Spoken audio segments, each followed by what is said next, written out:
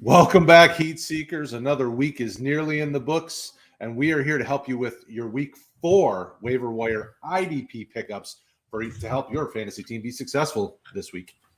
Everything's on fire. Everything's on fire. Everything's on fire. All right, your usual suspects are back. Your Monday night duo of dynamic awesomeness is here to help you with your IDP waivers this week. I do want to note that a trade just came across the wire that C.J. Hendrickson got moved from Jacksonville to Carolina. Wait and see how that goes. If you need cornerback help and he isn't already rostered, let's see what they do with him. Don't jump the gun, but we have some other IDP options with a cornerback as well. Mr. Kraig, get us started. Who's the first guy we're talking about? Yeah, so we are going to go with linebackers starting again, and we got 4 of them for you this week. First one we have is sort of a speculative ad, but just based on what he's doing so far this year in limited time. Jeremiah Owusu-Koramoah, he is probably rostered in dynasty leagues, but for redraft, he's been getting more playing time here. He was up to 51% this past week and had a really nice game. He started for Sione Taki, who was hurt.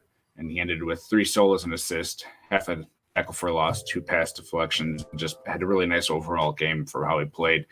He's probably going to be sitting in, somewhere in that 40-50% going forward. I don't think they're just going to throw him to the Wolves considering they're contending for a title here.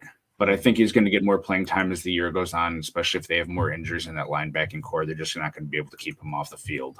So sort of someone to stash and sort of, keep in your mind if you're in more of a shallow league. Yeah, he's electric. I mean, I watched that almost the entire Chicago game, and they moved him all over the formation, and he was getting pressure on the regular, and it looked good, and he looked like the stage wasn't too big. So definitely a good choice there. Who else we got? This one, he's a little bit more owned overall, but Tate Crowder of the Giants. Blake Martinez is out with a torn ACL, we found out, and Crowder was the guy who took over the play calling and ended with a 98% snap share this week because of the injury to him. They really do not have a whole lot of other exciting options. Reggie Ragland was the second most as far as non-edge linebackers for him, and we've seen him, and he's really just not the answer in the middle. It's possible they go out and sign someone else, but for this week anyway, Crowder is definitely worth an ad as looking like he's going to be the guy for at least this week and probably a few weeks here at least. Yeah, they can support one linebacker for sure in the Martinez role, and that's definitely a good choice. Who else we got? Juwan Bentley of the England Patriots. I wrote about him this offseason as a sort of a sleeper that I liked, and he has been the most effective non-edge fantasy linebacker for the Patriots. Him and Hightower have played right around the same amount of snaps, but he's vastly outproducing them. Bentley has 11 solos, 2 assists, 2 tackles for a loss, and a pass deflection in 3 weeks, where Hightower has 5 solos and 4 assists. Bentley's the kind of, old school thumper Belichick likes to have in the middle. And, they do different things with their safeties coming up on more pass protection. And Bentley's not going to be a guy that's going to do great in coverage, but they like him there in the middle, and he's getting you stats. He's the linebacker to own right now for the Patriots. Well, the nice thing is that Hightower's the veteran leader of this defense, where Bentley can just do what he does best and just go after guys. And I think by the end of the year, I think we see a very similar production, where Bentley outproduces Hightower for sure. I definitely agree with this pickup. What's next?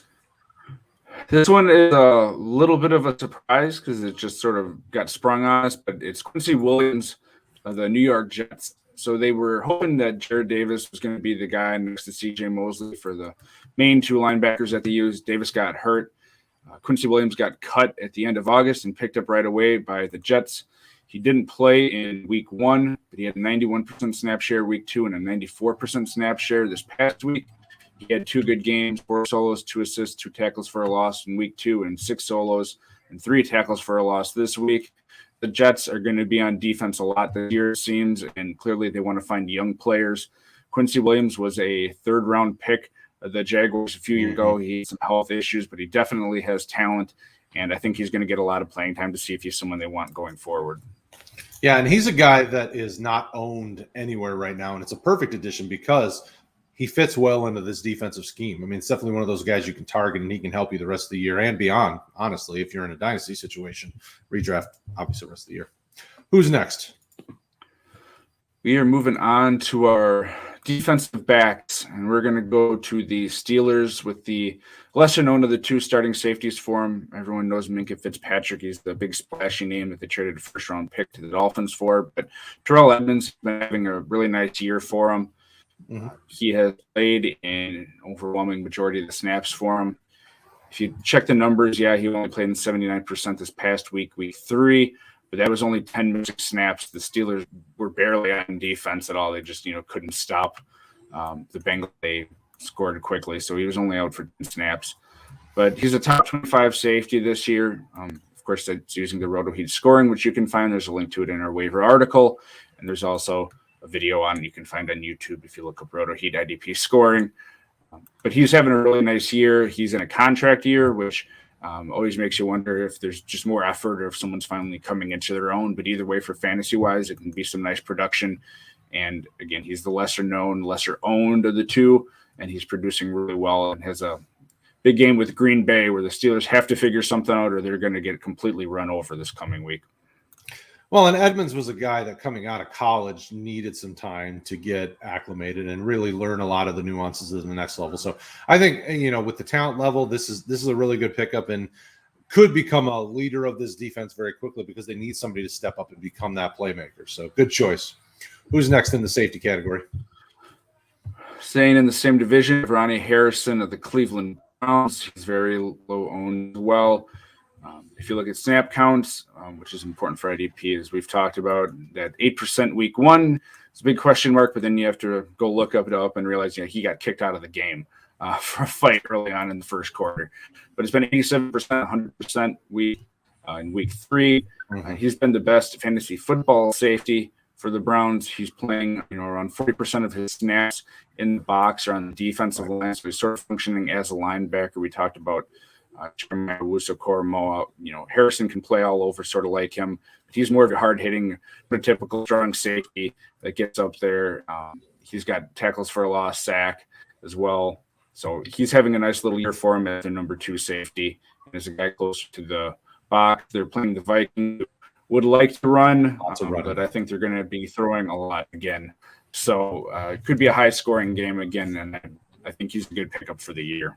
Oh yeah, no, I liked him I liked him early on in his career when he was at Jacksonville. Then he got traded, and it was kind of a dip, and now it looks like he's starting to move back up. So definitely a good choice.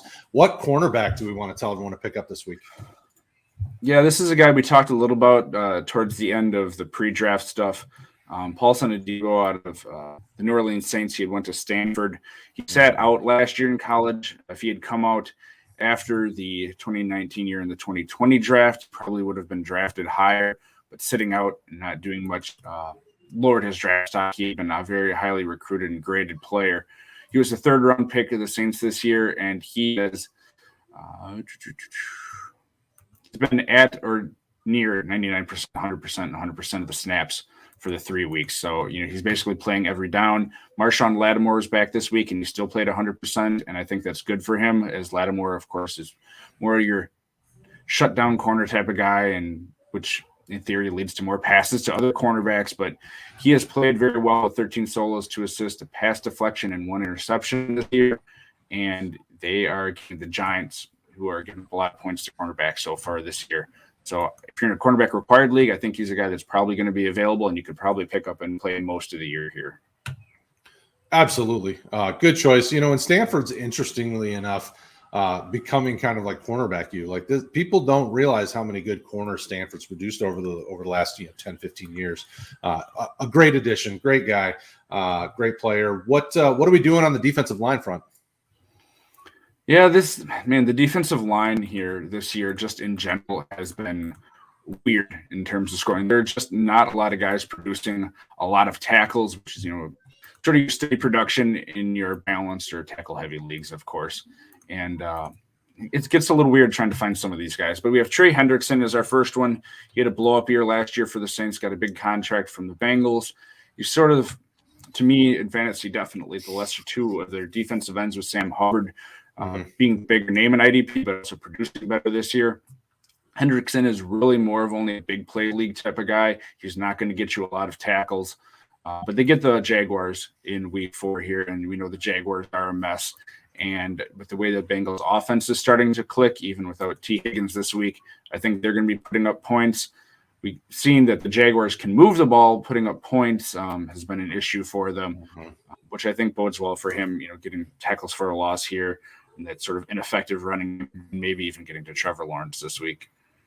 Well, and with such a strong defensive front, the Bengals have, you can't double up a guy because somebody else will get free. They really have to play a little bit more careful when it comes to blocking these ends because Hubbard's good. You got Reeder and some of these other guys on the interior. So I think it's a nice line to try to target a piece of. And Hendrickson being such a low ownership percentage, I think it's good for IDP owners to swoop him up. All right, who's next? Next guy here is Colts defensive end Al-Quadin Muhammad. He's a guy that we haven't really talked about at all, I don't think, and it'd be interesting to see if your guy from Michigan, Mr. Pay, was healthy, but he just hasn't been consistently. He's been coming out of games. He was hurt in preseason. But Al-Quadin has been sort of one of the anchors on the defensive line at the defensive end spot. He's had 70, 61, and 78% snap shares. And he's had nice weeks. He's had at least 2 solos each week, and, a tackle for a loss in 2 of them, half a sack in the other. So he's getting production. Of course, they have DeForest Buckner there, who sort of commands most of the attention on the defensive line.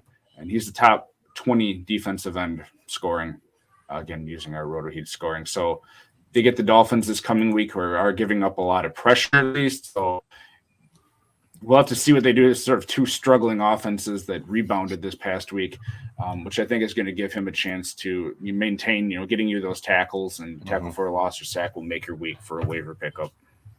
Well, the great thing with the Colts is they're facing a guy they know well and potentially well in Jacoby Brissett. So they know the strong points and the weak points of his game, and that should hopefully help this defensive coordinator and as they get the game plan ready. Muhammad's an interesting pick because nobody was really talking about him. Like you said, we weren't, nobody was. And he's done nothing but just be consistently producing when given the opportunity. So it's, he's when I first started thinking about the waivers this week, he's the Tim Patrick of defensive ends right now. When you give him the chance, he produces. I don't know how long it'll last, but at least currently you got to roll with the hot hand because Pay's been hurt a bunch, and that could last all season. So it's a smart move to pick him up at least now and see what happens. So what defensive tackle do we want to talk about, or defensive end, defensive tackle in this case? Yeah, depending on your site, he has different positionality, so it's one of those. But Zach Sealer of the Dolphins, he isn't getting that high level of playing time that you would normally be hoping for. He's at 37%, 52, and 51, but he's producing for you. And most of the time, if you're in a defensive tackle or interior lineman required league, there's usually some level of a bump for actually getting stats or tackles at a minimum. And he's had that. He's had 2 solos, an assist, tackle for a loss, and fumble recovery week 1, 4 solos, 2 assists week 2, 4 solos, 5 assists, and a pass deflection this past week. And they're facing the Colts we just talked about, with Al-Quadin facing the Dolphins. And the Colts are top 10 in points allowed to defensive tackles so far this year. So it's setting up to be another week.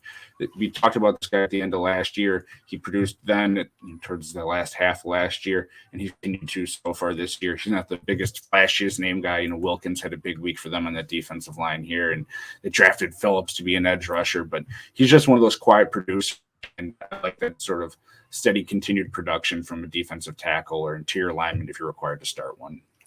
Well, the great thing is, or at least in his case, not for Colts offensive line play, is Quentin Nelson was hurt, so who knows what that really looks like moving forward. So if you lose an interior piece like that, Seiler could have an even stronger productive day this week. So definitely a good ad if you need some defensive tackle up. And like we said at the top, the IDP has been kind of all over the place this year. So guys like this could be a big bump for you if you need that help. And we'll see what happens. So there you go. There we got you some linebackers, we got you some safeties, corners, defensive ends, defensive tackles. As always, if you need us, we are here to help. Hit us up on Discord. You've got our Twitter handles here, our Facebook community, or comment below on these videos. Like, subscribe, share it with your friends, your family, your grandparents, whoever likes IDP. We're here to help you, and we'll talk to you guys again next week.